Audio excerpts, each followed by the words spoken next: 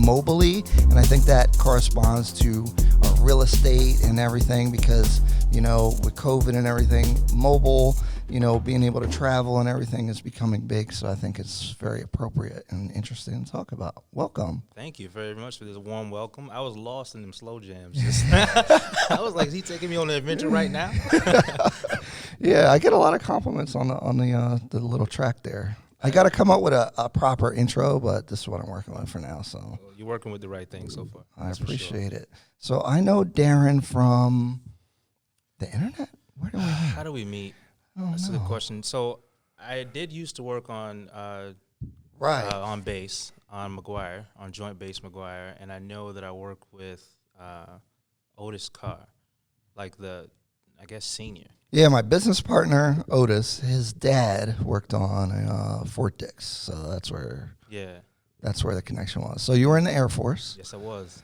And now you are out, and you are going to school full time. Yeah. And you decided to say, I'm going to rent out my house and build out a van to live in and go move to New York, collect the extra BAH out there. And what's up with that?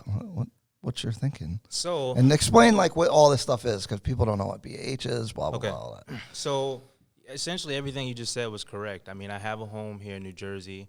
I'm 30 now, and by the time I'm 60, I want to be very financially independent, and so much so that my daughter, she's well off. She doesn't have to work in the traditional sense. So that starts now. I go to school in Brooklyn. I go to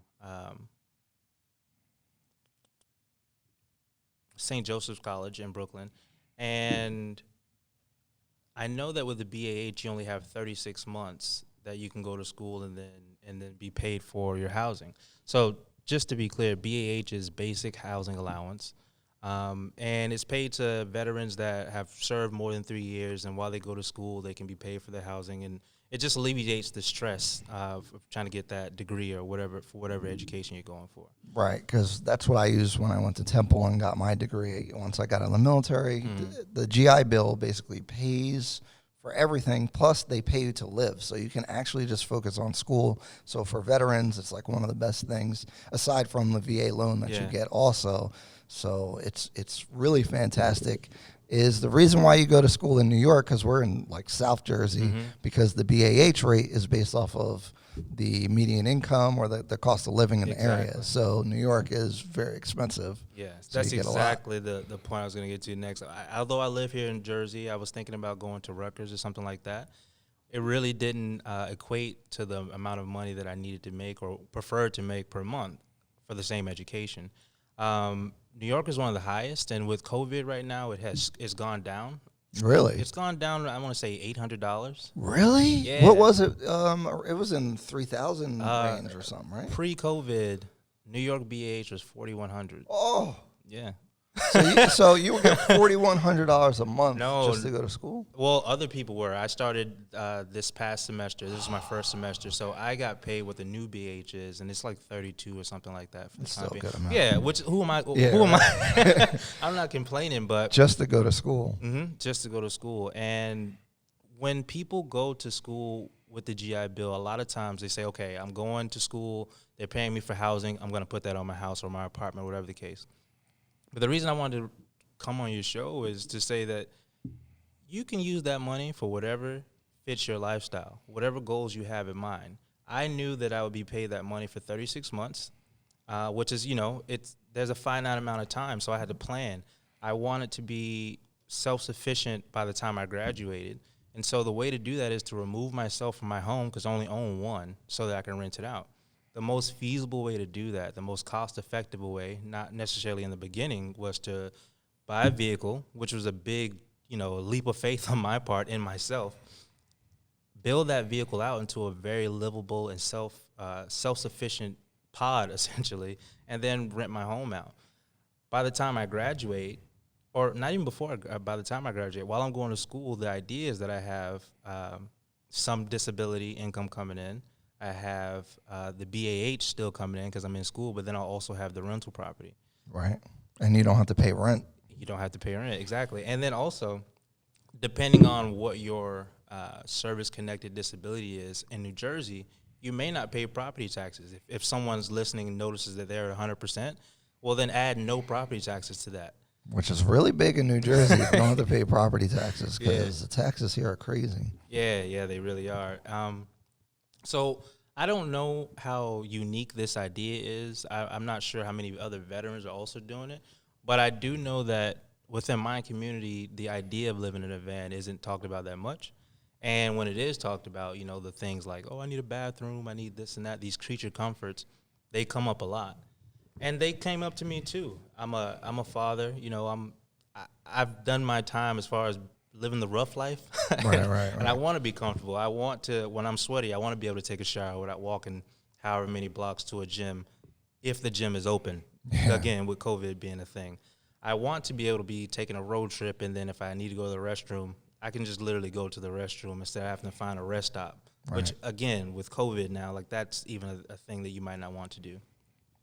So this move, although it does seem dramatic, it really allows me to live the kind of lifestyle that I want to live now, but more so in the future. So this is it's a heavy investment of not just my life, but the life of my daughter as well. So explain this van life thing, because it's really big now, like tiny homes and then RVs, and I see people converting buses and like storage containers and stuff in houses. So like, what are you trying to do with the van exactly? Okay, so I have a 2018 Ram ProMaster 3500 model. And generally when you speak about van life, there's the Ford Transit, the Mercedes Sprinter, and then the Ram ProMaster. I chose the Ram because of all three of those vehicles, it has almost 90-degree angle sides. So when I'm building it out, it's more like a real room. Square, right? Yeah, and I just have more wiggle room. I'm able to stand up fully and comfortably within my van, and there's enough space in it to have a bed. I'm going with a smaller queen. I can have a full kitchenette, which I'm going to have. I'm not sure if I'm going to do the stove top, what is that, convection top, or if I'm just going to have counter space and then use appliances on that counter space. Right. I'm not sure which one I want to go yet, but I want to have a shower with hot and cold water, and essentially just a place to sit that's not in my bed or not in the driver's seat. So someplace with a desk, because I'm a full-time student, I need to be able to knock out these assignments. So I want to have all of those things, and I did enough research to realize that not only can I have it, like people that don't even know how to build are really putting their words into action and figuring it out and getting it done. Right. And that was just really encouraging to me. How do you I guess first, how do you deal with like the toilet water and the shower and all that? That's where I first go. I'm like, where's the poopy water go? So there's a few different ways you could do it. I mean, it depends on what lifestyle you want to live. I'm not necessarily afraid of going bare necessities and maybe using just outdoors. I'm not opposed to that, but I don't have to do that right now. So I'm gonna go with an airhead compost toilet. And what that is it's a toilet, no water. There's it's peat moss, or there's other things you can put at the bottom, but it separates the solids from the liquids. I think the liquids for my model of the toilet I want is like a 2-gallon container, and then the solids just something else. So who will be living in the van depends on how often you change it, but it'll just be me and my dog, and my daughter will go with me on road trips here and there. So I'm looking at probably changing my tank once a week because I'm going to be living in it full time. Right. But I don't think that's an issue. I mean, in the grand scheme of things. Yeah, I mean, I guess you can find somewhere. Plus, as long as you have it, you know, it's not a big deal. And then as far as the water, there's a freshwater tank and a gray water tank. And so when you get to dump sites or campsites, you can just refill with your fresh water and then dump your gray water out and keep it moving. Are there spots up in New York for all that? There's spots. A lot of people don't know this. There's spots all around the nation. Like there's apps like iOverlander. You open the app, it's an overlay of what are permanent campgrounds, what are like made campgrounds, because it's a community within the app. Walmart is lit up everywhere. If you're the van life, Walmart parking lots is your friend, because they don't tell you to leave or anything like that. And then a lot of them are open 24 hours, so you can go in and get what you need. So apps like that, but also there's Facebook groups, Instagram groups. It's a really, really thriving but connected community. I found the van that I want to build. I want to base my van off on Instagram, and I reached out to the owners. It's a married couple there, and I was like, "Hey, I love your van. It's so great." They responded to me not only with thank you, but like, "Hey, if you need anything, if you need to know this or that, like, just let us know." We're friends on Instagram now. We're planning to link up when the van is done. I just really couldn't believe it. They're YouTube and Instagram famous now, but they're still taking the time to be like, hey, if you need anything, dimensions or whatnot, just let us know. That's one of my favorite things just generally about social media is like these communities that pop up, because like the van life community, because I was looking at it when you were telling me about it. It looked really cool.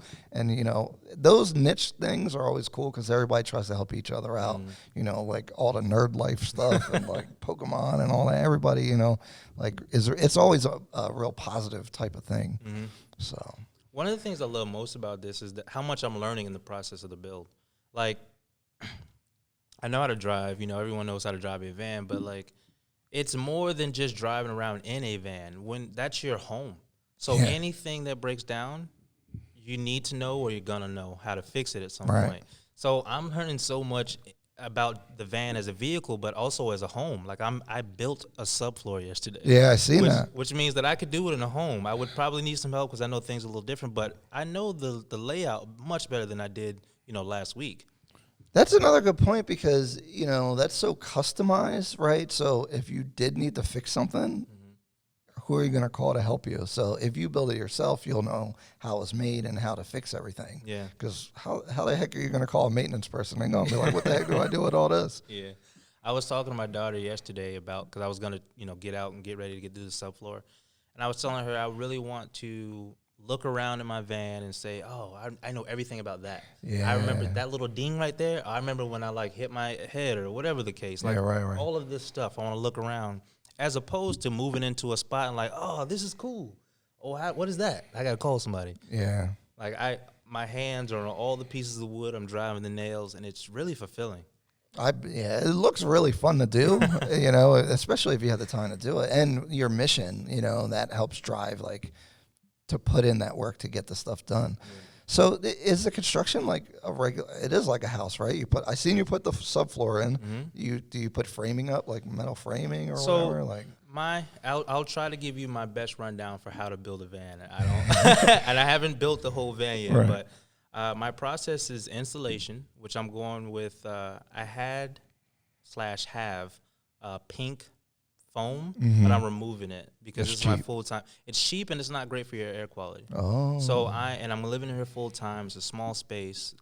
Me and my dog, I want us to be here for the long haul. So I can't be breathing in like fiberglass or mildew from wood that's been messed up or anything like that. So I'm replacing the foam with Havelock wool. Then after that came the framing for the subfloor. Then I put the subfloor on. Then I'm gonna frame out the van, get its walls up. I know that I'll need to do some pre-wiring then wiring, but I don't know how to do that yet. I'm not gonna lie. So once I get to that point, I'm gonna be reaching out and trying to contact some resources. But that's a thing that needs to get done. But also solar. I wanted to talk about the solar. Yeah. Going back to being totally self-sustained, this will be my home. I want to be able to go wherever I need to go, when I need to go, and have the power to be able to contact family or just be comfortable. Depending on how much you want to invest in the project, solar can be inexpensive. In my case, I spent $8,000 on. I don't know all the schematics, but I know I got a 3,000 watt converter or inverter. I have two 90-watt panels. I have an alternator source as well, and then I have a short hookup section as well. So whether I'm receiving energy from the sun, or if I'm getting charged from my alternator by driving, or if I'm at a campsite and I can use a short hookup, I'm good to go. Now, do you have batteries with that? So, stores the power? I have 3 100 amp hour lithium battle-borne batteries. And so I guess what do you power with the solar? Like what do you all have in there that it would use? So I want heated floors. Oh. because I'm bougie. No, because it gets very cold in a metal box, and I'll be fine, but my dog, I really want him to be comfortable.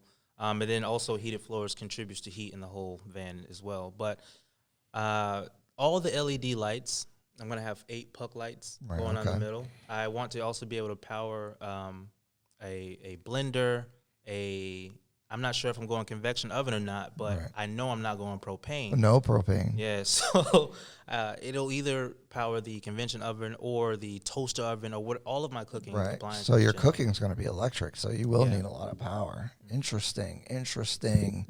Where was I going to go? So what's the overall strategy?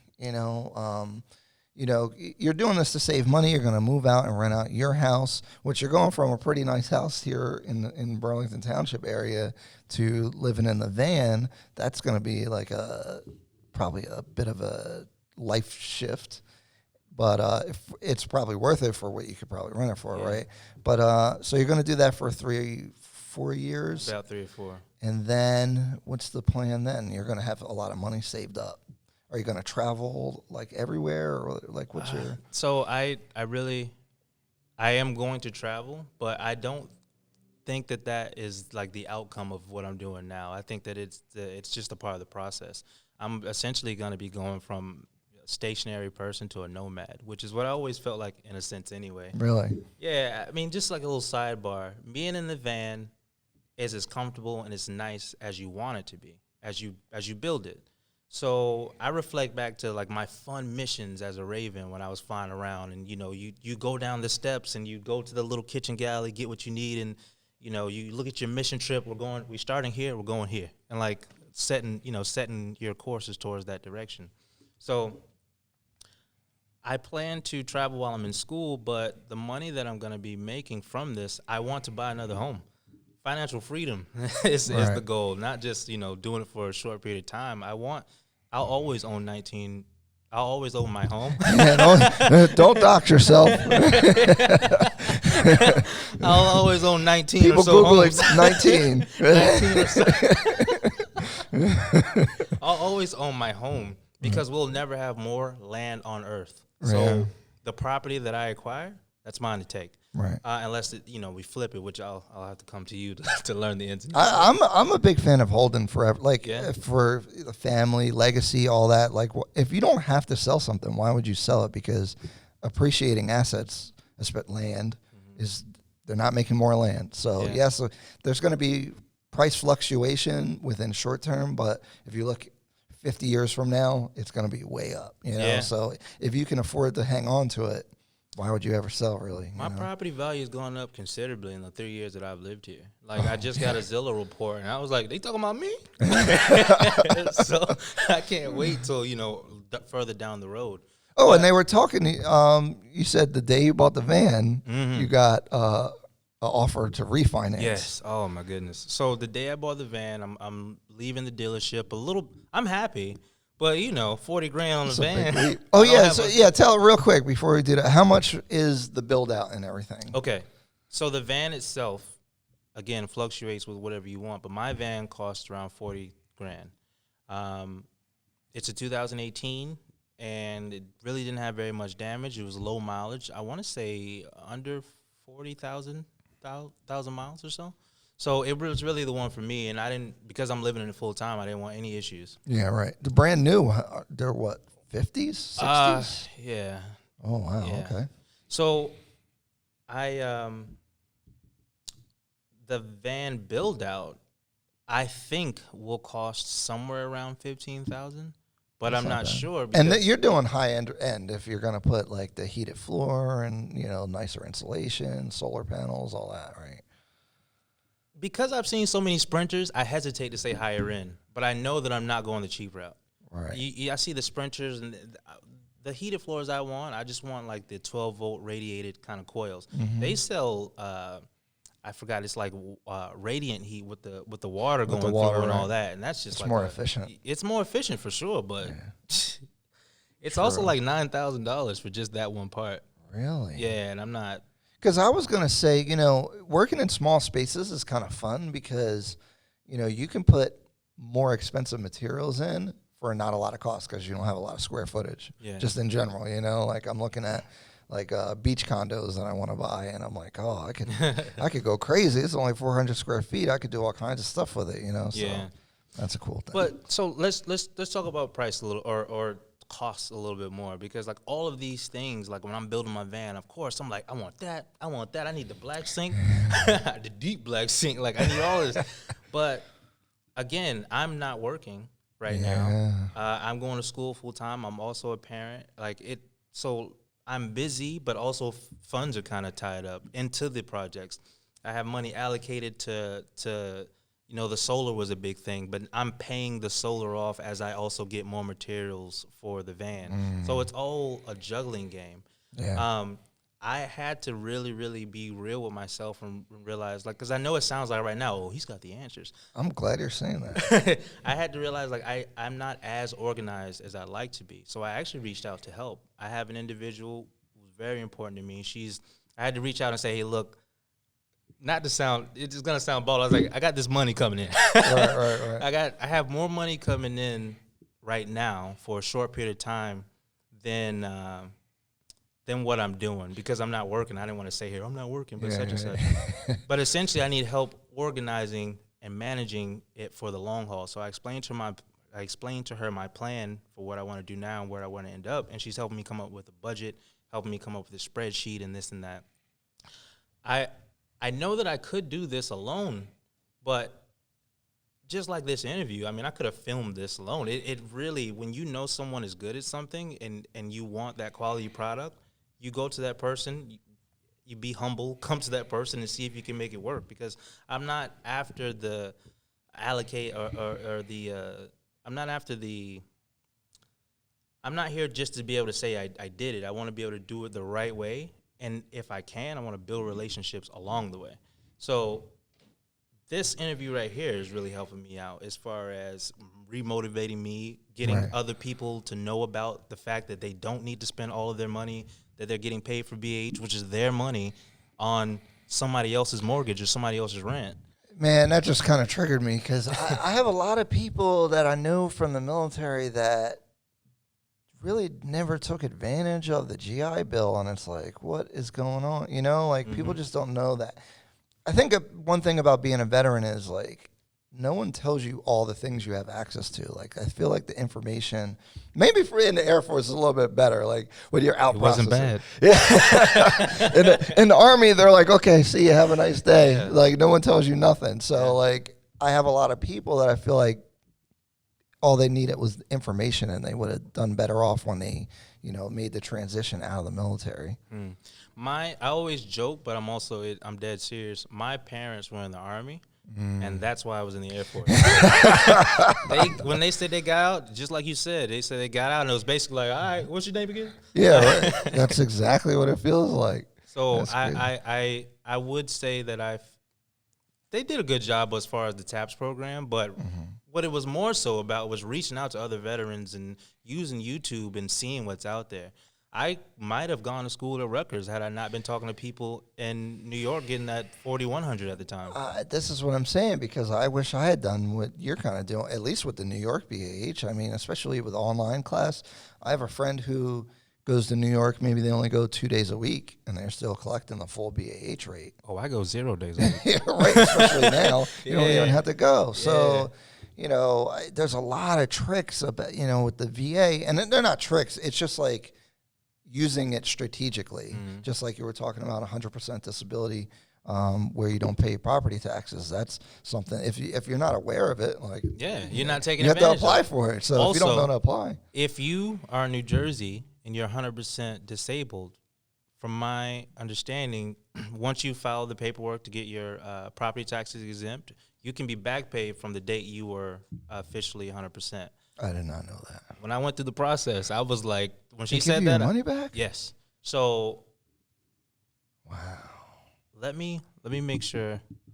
No, I feel Maybe. Yeah. All right. Look into it more, but look into it if you're listening and, and you're in that situation. Maybe what I think what I might be confusing is through the VA.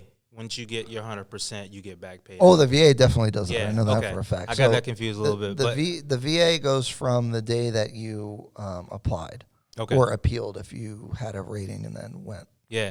I'm really glad we caught that. Yeah. This is another thing for veterans, though. And I always try to tell people, well, at least, okay, so I only speak from an Army perspective, but in the Army, you know, you're very much discouraged from going to the TMC or the doctor. And I would say you definitely should do that. Yeah. Yeah. I would love to talk about that really quickly. Yeah, let's talk about it. So in the Air Force as well, I would imagine in any branch, depending on your job, it might be discouraged because I was security forces, which is essentially a police officer. But when you carry a weapon, when you go to the doctor, you're not able to carry a weapon. You're looked at as not being able to do your job, so you're ineffective, and then you get the stink eye from the people around you. I was in for 10 years, a little over 10 years, and I did not go to the doctor very much at all. I mean, there was times where I was like, people were looking at me like, bro, you're not going to make it. Yeah. But I'd rather deal with this quick shift and, you know, be covered down by my buddies instead of being looked at from leadership. Yeah, because they got to cover down. Now they're like, "Where's Darren at?" You know, like, "What's going on?" You know, So towards the end, though, I mean, I don't know what happened that really just kind of made me lose that whole facade. You got to take care of yourself. Yeah. Really, and I don't mean like take care of yourself. Like literally, your health is your wealth. You have to literally take care of yourself. And since I've left the military, I've gone to therapy just to be evaluated, just to talk some things through. I've really dove into what I want and what I need and what can make my life more fulfilling. And that brings on this van life thing. Right. I asked myself, can I really do this? Is this sustainable to live in a van like this? And it really is. Like all of the things that I want, the things that make me comfortable in my home, I can put in my van. And then as far as my daughter, she'll be living with her mom at the time while I'm going to school. It's almost not better, but when I pull up, you know, we're going on the adventure. Right. You got everything. That sounds awesome. Yeah, like I can literally be anywhere. If you want, like I live here now. Right. Yeah, right. I bring my house to you. Yeah. I think there's something romantic about it too, like where not in the male female thing, but like it can help you focus on the things that are important, right? Because you know, you don't need a big house. Like, I have rooms in my house I don't even go in. Like, we have all this stuff. You know, you're not going to collect a whole bunch of trinkets or whatever. You know, like, my garage was full of junk. What I had to throw all that stuff. Why are we doing this? You know what I mean? It really simplifies and has, like, a minimalism aspect to it, which can help you focus, I feel like. I go down to my basement to check the laundry sometimes, and the light is on for my daughter playing down there. I'm upstairs all day. How long has this light been on? Yeah, I don't know because it's out of sight, out of mind. Mm-hmm. Going back to that space and that collection, the van allows you to collect more memories than things. For sure. And that's really what it's about. And it's weird. I have this conversation all the time because, you know, most of everything I post about is money and financial, but the thing is, the money and finances allow you to live a better life. Like that's the whole reason to do it, right? Because if you're not worried about money and you're not stressing, then you can be there for your daughter. You can, like, you know, you don't have to call out from work or any of that stuff. You can just do whatever you want to do. And I think that's like super empowering and super important. Yeah. Bro, the military is so toxic about that. It's like, you know, plus, some of these guys are from, like, Podunk, somewhere in the South. They're like, when I was getting out of the military, these guys were like, what are you going to do? I'm like, what do you mean? Yeah. How you going to make it? Yeah, like, what? What do you mean? I can kind of relate. I mean, when I got You did 10 years, though. I did 10 years, but it was not my choice to get out. Like, when I did 10 years, and I expected to do 20. Like, I had a phenomenal I had a phenomenal, I can't say that word. I had a really great career and much better than me trying to say that word. I made E6 in 7 or 8 years, I think 8 years or so. I was doing the job when I got out. I was doing the job that I thought like, oh, okay, this is what makes it worth it. And so when I found out that my time to get out was going to be nearing much sooner than I thought, I really had to figure it out. Like, before others asked me, what are you going to do? I was asking myself, what are you going to do? I didn't have like a huge savings account by any means. I had just bought a house here in Burlington, and like we were talking about earlier, the property taxes are not cheap. My property taxes are $7,000, and every year, and that was hefty. It's still hefty. The other thing is I didn't have parents to fall back on, to move into their house while I figure it out. Yeah. And I have a daughter.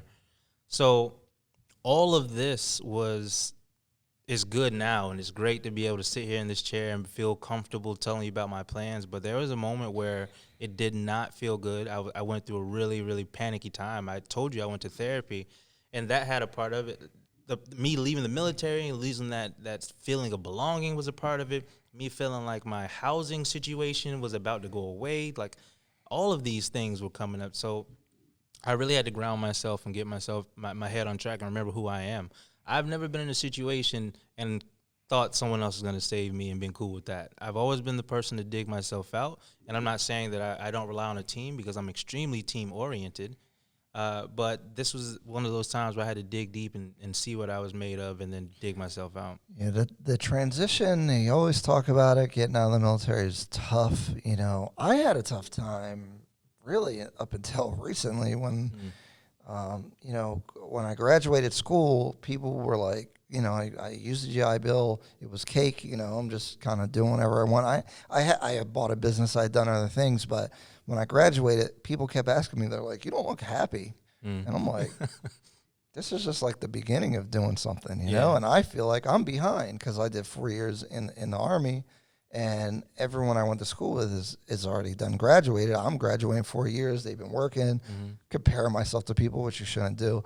But I always like felt like I was behind, which is crazy because I was getting paid to go to school. They're taking out debt, you know, and that was my plan. But I don't know, I'm a crazy person. I'm just like, yo, I got to do better. And I was, you know, honestly, there was like nights that I was just crying, you know, because I wasn't where I wanted to be. You know, I was living in Philly. I didn't want to live there. Yeah. I was saving money.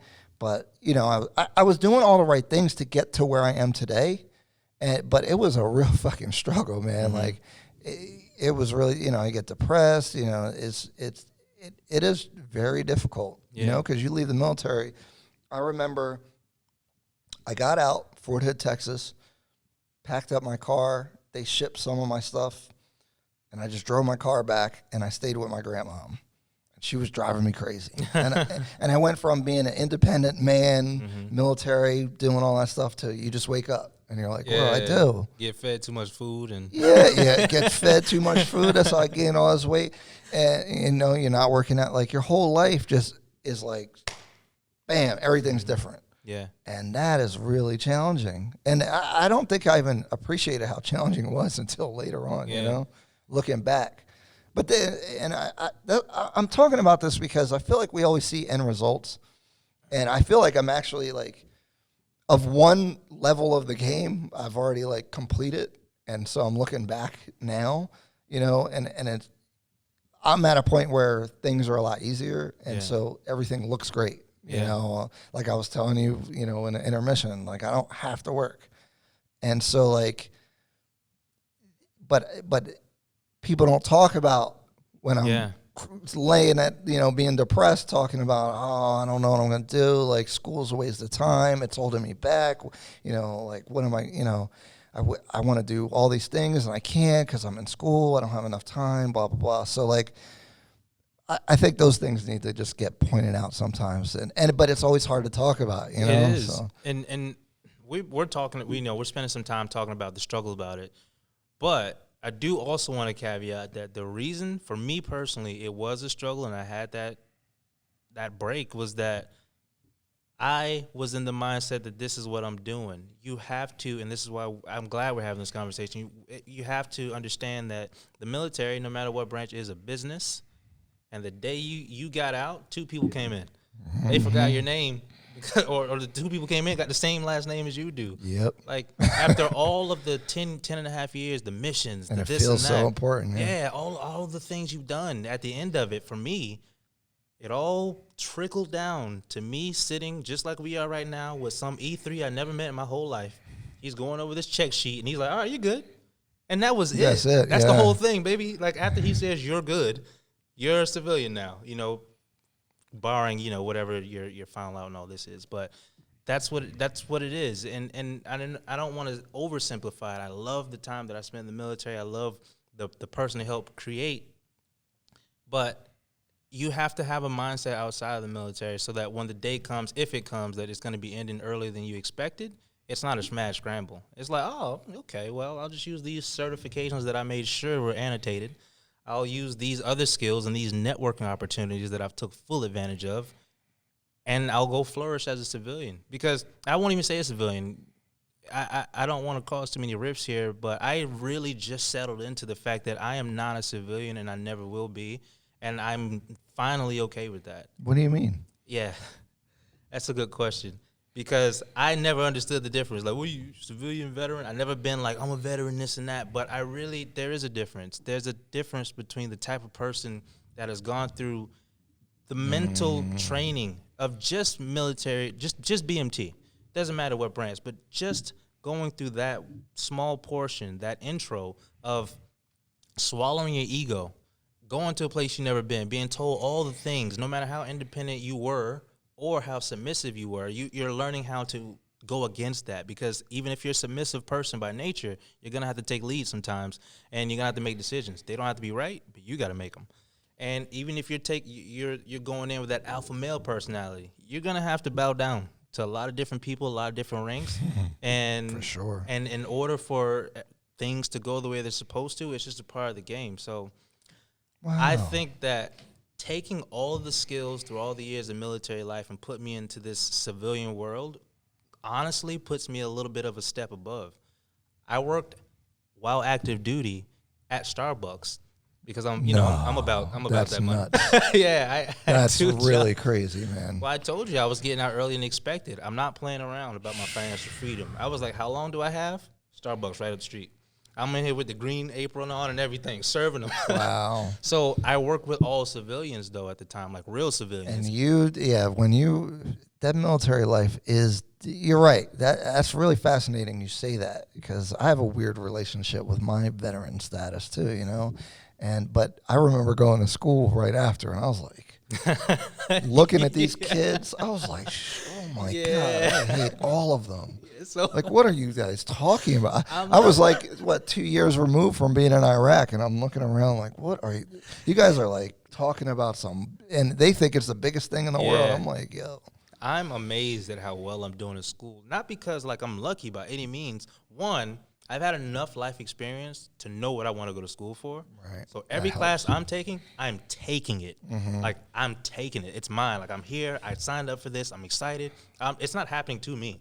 Right. I'm using it to get to where I want to go to next. So when I see other individuals in my class, I'm in psychology because I'm going to be a psychologist. The first question to ask, who are you? Why are you? Or was it your choice to be here? I'm hearing people respond like, oh, I'm a student, so I guess it's my choice and this and that. And I'm over here like.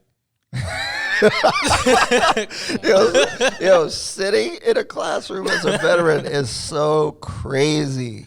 I was still young at the time, but I felt old as hell sitting there, even though those people some of them are my age. But I'm like, what are they talking about? Yeah, so it is very different. And again, I wasn't one, and I wouldn't necessarily say I'm all like veteran this, veteran that. I am more vocal now about seeing if they have that veteran discount than I was before. But I always feel guilty about it, man. I've always had a weird thing about it. I've never done the Veterans Day stuff with the discounts. But I have this weird thing, and the people that know me know I always say this. I tell people they're doing great things for the country. Right? Because I remember coming back from Iraq for R&R. And we're in uniform or whatever. We flew back from Kuwait or whatever. You fly to Kuwait, you go from Iraq to Kuwait, Kuwait to Germany or wherever the heck we went, I forget. And people just started clapping because we all come in. And I'm like, what are they clapping about? Like, they don't even know. They don't even know. Like, what are they clapping? And I got a weird chip on my shoulder about that, right? Like, because I was like, for most of my military career, I was a information system specialist, so I was actually a computer networking person, but I almost never got to do my job. Like most of the time, we're like mowing lawns and raking leaves. The only time I actually did my job was going to Iraq. So I had a weird relationship with that, because I'm like, what am I really doing? So I always feel like it's somewhat patronizing when they clap in the airport. And so I ironically say that to people that you're doing great things for your country and they don't know how to take it. And that's how I felt when they're clapping, because I don't, what does that mean, So I think I used to feel very strange about it. And even now, when people say thank you for your service, I say thank you for yours.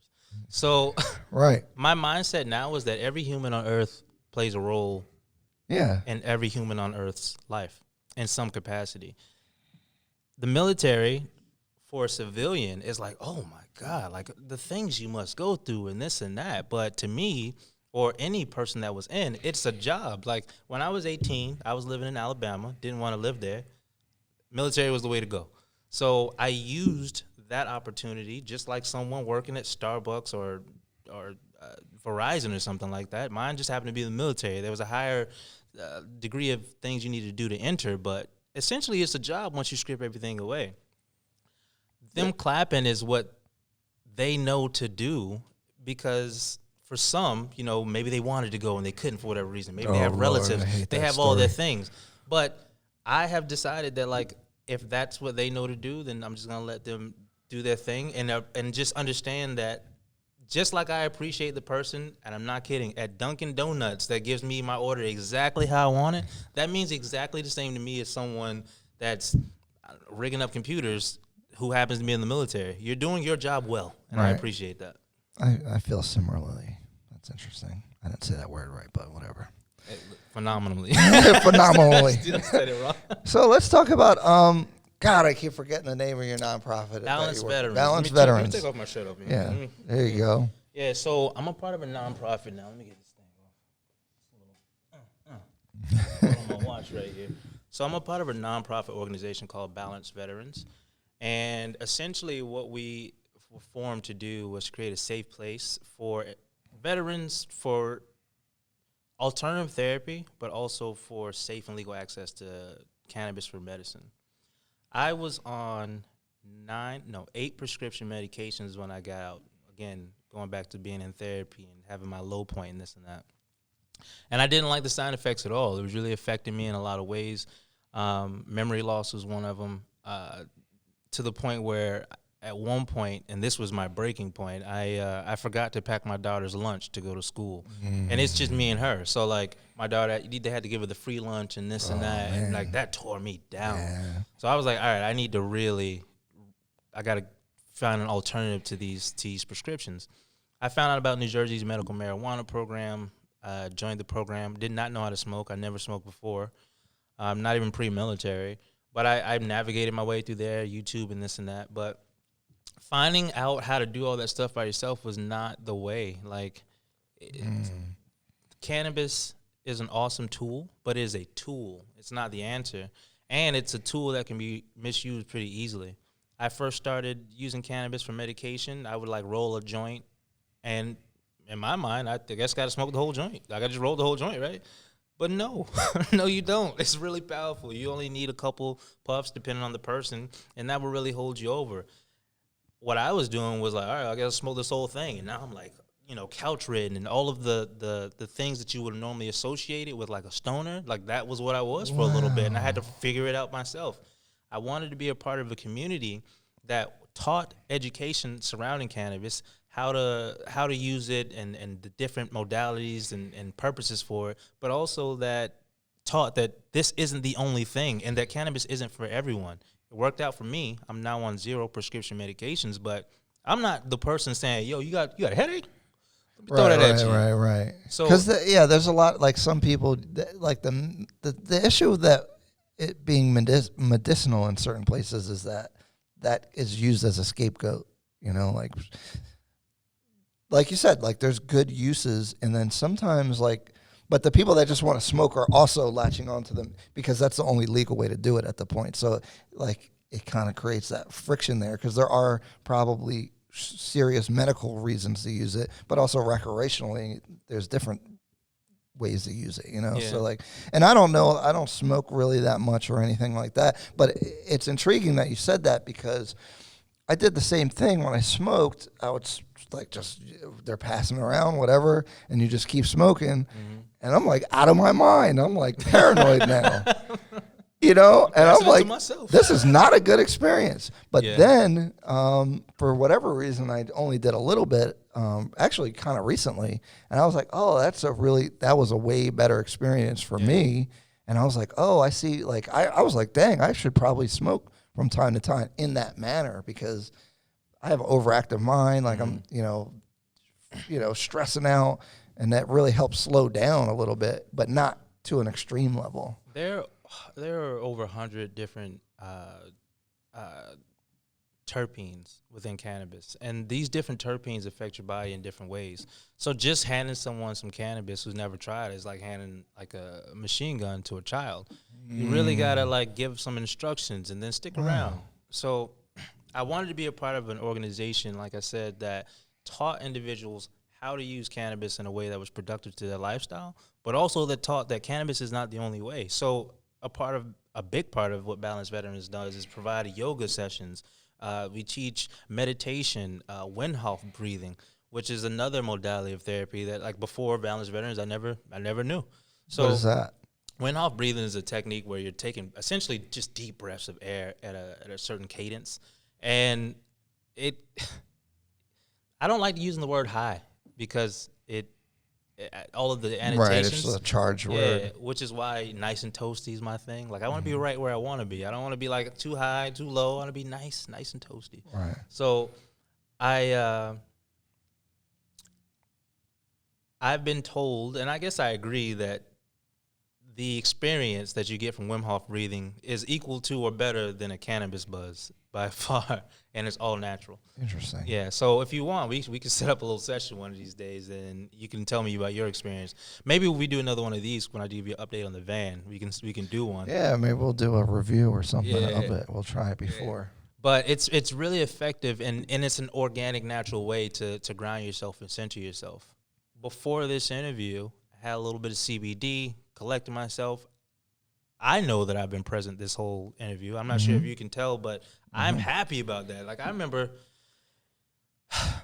remember even having a conversation with my own daughter, the person that I love more than anything on this earth, and just watching myself. Depersonalization. Yeah, watching myself have the conversation with my daughter, thinking as I'm watching myself, like, man, why can I not connect? Why am I not in there? Wow. Yeah, so I'm in a much better space now, and I'm with a community, the Balanced Veterans, I'm with a community that creates a bigger community, and it makes me really happy. I really like that. I've never heard it articulated that way in such like I don't know. That's very appealing to me. If you want to know more, if anyone's listening, we have a website, balancedveterans.com.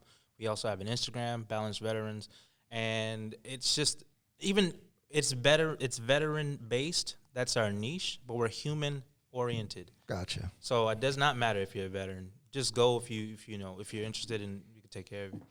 And one of the things I'm most proud about was we just hit 103. We have paid for, or not paid for directly, but helped facilitate 103 medical marijuana patient cards to other veterans. Nice. So they can come to our website. Anyone listening can go to balancedveterans.com. We're only in certain states so far because we have to make these deals or make these connections with. I'm sure it's tough. It's getting easier. Probably. It's getting a little easier, but we only get like a few at a time. So in Jersey, we get like, I want to say 3 or 5 a month. So if you know anyone in Jersey who wants a cannabis card next month, let me know. Shoot, it might be me. For free, just let me know. But yeah, we do this in Philly as well, and I believe I'll just say Philly as well because I know those two for sure. Cool. So Ghost is here. Yeah. Let me Ghost. Give me baby booty. Up. Good job. So this is my service dog. Good job. Can you go under, please? This is my service dog, Ghost. I got him, I would say, midway through therapy, and I was getting panic attacks pretty bad and pretty regularly. So he has quelled those, and my life is I got him because I didn't really want to be around people. and he's so cute. He is. That my life is inverted. Like now, I have been asked so many times because dog lovers don't care. Oh, yeah. They'll come up to you. Hey, Yep. what's that dog's name? Yep. What's that? Oh man, Yeah, can I touch that dog? So I've been exposed, which is a therapy. Exposure therapy is a thing. I've been inadvertently going through exposure therapy thanks to ghosts, and now my life is opened up in a way that helps me network and just live life instead of like ducking people. I used to be standoffish about like a line pre-COVID, a line to something I really wanted to get into, or just the opportunity that someone might comment on something and get me into a conversation. Like, I don't. It's funny. I feel the same. Like, it's weird because everyone that knows me, like, I'm a realtor, right? So you gotta talk to new people all the time and you know, be sociable. But like, before I meet any new clients, I'm anxious as hell. Just like, it's not natural to me. You know, I'm actually more standoffish and more like introvert. I'm super introverted, which is, you know, I don't think they would think that up front, but inside, that's how I feel. You know, it's just not gonna come out, you know, so that's interesting. Well, he like I said, he's opened up my world considerably. That's actually, I don't know why I didn't speak about it. That's actually something that, as far as balanced veterans, that we want to facilitate as well. Getting a service dog is not as hard as people think it is. Like, when I got Ghost, he was just a dog. Right. They start off as a dog. Well, because, you know, there's programs that you can get a service dog. He's already been trained. He's already whatever age. And then, like, what do you need it for? All right, we got a dog for that. I just got a dog that was 8 weeks old. And then I found a trainer. I Googled, like, ACA, American Canine Association trainers in our area. I found a great company, Alpha and Omega Working Dogs in Morristown, New Jersey. They train him up from age 2 months to 4 months, or 4 months to 8 months. And he is amazing. My dog goes everywhere that I go, to include every flight I've been on since I've had him. I took my daughter to Disney World, and I'm not kidding. He was on the ride with me, the teacup ride. No way. I have a video. He was looking up at me and smiling with the wind going through his little hair. On smaller rides, they allow dogs. But we also went to bigger rides at Disney World. And once you go to the ticket counter, you scan your wrist or whatever, they'll pull out a crate right there. Really? The dog goes in, you get on your ride, come out, because you're going first anyway. Right. You come out, the dog's still there, they open the crate, you can go to your next ride. The nation is really set up for service dog capabilities a lot more than people may know. Interesting. Yeah, because when I pulled up, I seen he was standing right next to you, and like he stays right by you when you're walking around, pretty much, which is really cool. I almost stop announcing that I have a dog because I have him. He's by my side so often. I don't forget, but it's just my thing. Like I have a dog, and his name is Ghost. I have a Ghost with me, but I try to keep consideration for like allergies. Mm-hmm. But besides that, like if he can't be there, then we can't be there. That's cool. So, like, how much did you have to pay for it? Like, how do you get the trainer and all that stuff? Yeah, so like because I didn't go the conventional, like, all right, we get this program for veterans, get you a free dog. I paid $600 for him as a puppy, which for an Australian Shepherd was a good deal. Yeah. And then I paid $2,200 for the training, but that was a number of years ago, so they could change their prices or whatever. But essentially, so what am I at, $2,800? I'm full in. Like I pay for his food and this and that, but other than that, he's like my best friend. he just rolls with me. I don't even leash him anymore when we go to Target or any store. Yeah, I see it. You're walking around in the parking lot with no leash. I'm like, oh, but he's right next to you. So he's very obedient, and individuals, when you walk into a store, cannot ask you what you have a service dog for. They can only ask you if he's a service dog. I do have an ID, actually. Do people bother you a lot?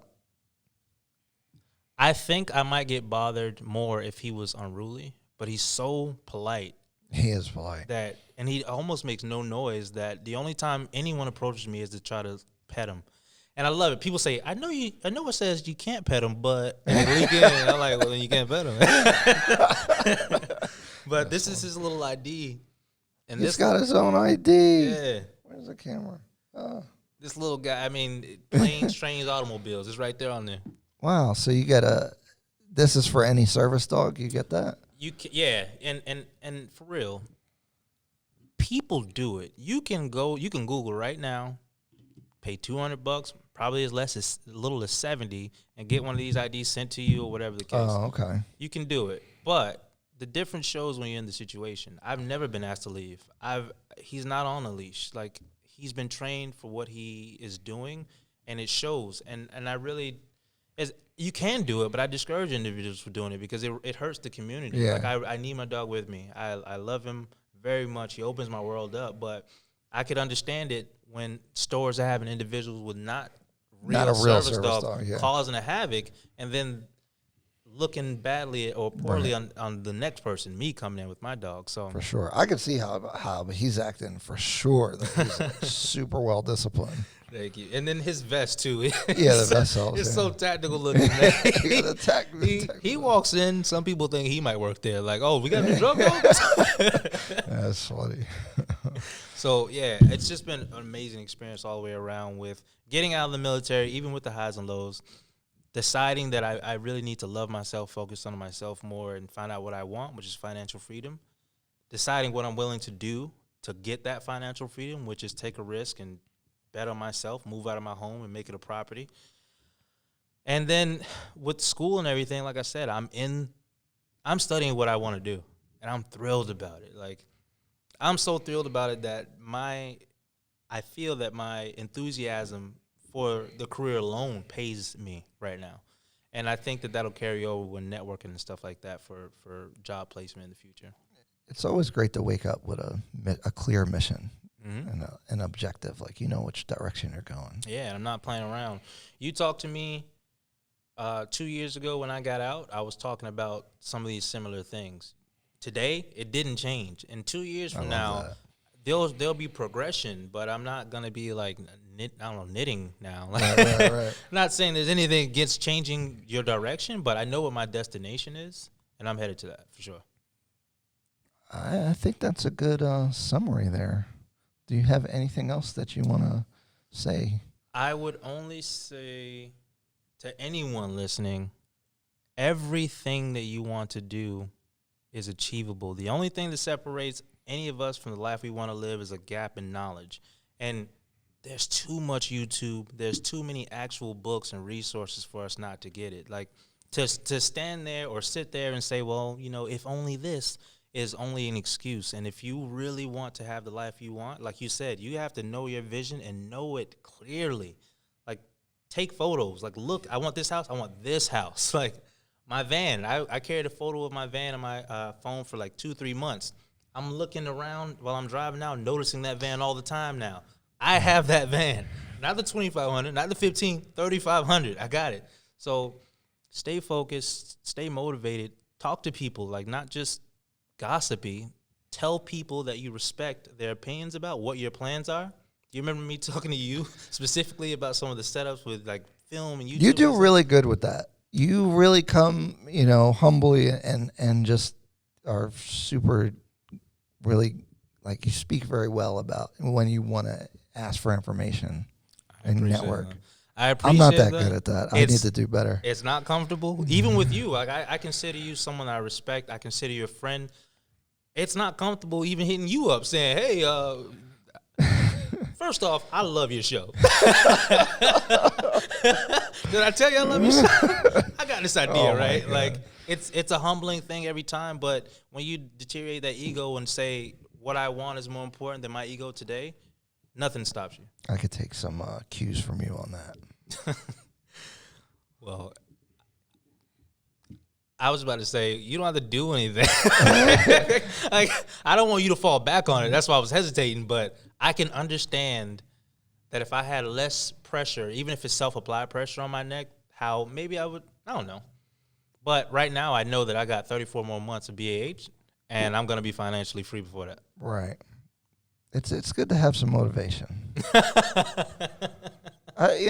So I was going to wrap it up, but I'll talk about what we were talking about. Basically, it's like you can become a victim of your own goals because if you meet them. I always have new goals or whatever, but I've gotten to a point where I was very comfortable and I don't have to do anything. And Yeah. so it's like, I don't know what that's like yet. Like, so I say right now that I don't know what that's like, but you'll be there shortly.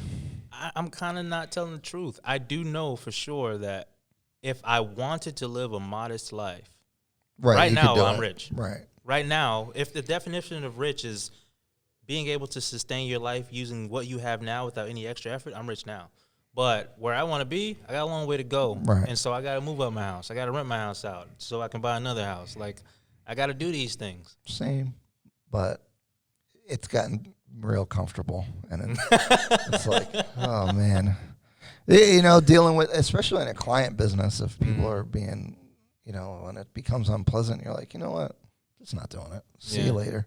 You know, it really, it's crazy because, you know, and that's not normal, right? Because people have to work. They got to do the things that they got to do. So when you are liberated from that, people are like shocked because my business partner is in a similar situation. He retired from the police and he's working as a contractor, but like he don't have to. So like when clients are acting crazy or whatever, he's just like, well, I'm not going to do it, you know, like, and then people are shocked. So I don't know how to figure that out because, you know, my listeners, I should be releasing YouTube videos once a week, and I haven't been doing that. And I feel bad. And I get a lot of comments and a lot of positive feedback, but it's just hard to find the motivation to do everything. I don't know. Do you have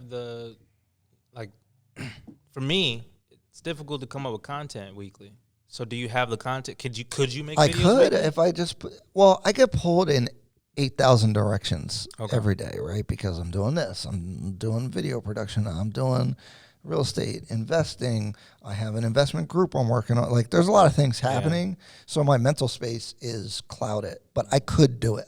I am capable of doing it. I just, you know, I haven't forced myself to sit down and script out a video every week. And then, you know, my big problem is I just don't like editing my own voice.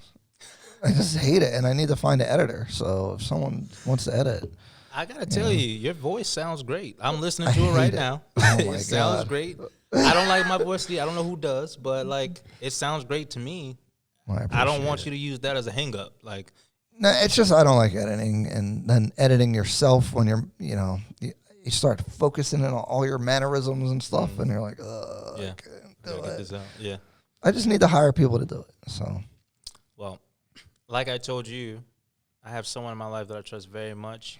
She's agreed to help me organize so that I'm making more intentional moves and not just thinking I got it. So I don't know what areas you feel like, you know, are less fun, but it might be worth it to have someone that is good at that to where they can do it and you can focus fully on the things that are. that's this phase that I'm in right now. I'm trying to drop off all the tasks that I don't like to do so I can be more productive and just hire people or partner with people to do all those tasks that they enjoy doing them. So now we're both happy and I can do more of what I like to do. So that's the future. So The future is bright. It is, even though we have COVID and it's this year. I hated it, but I'm starting to really appreciate it's a year of change. Yeah. And it's in my opinion, it's to the advantage of people who have flexible intellectualness. That was real worded. Very well worded.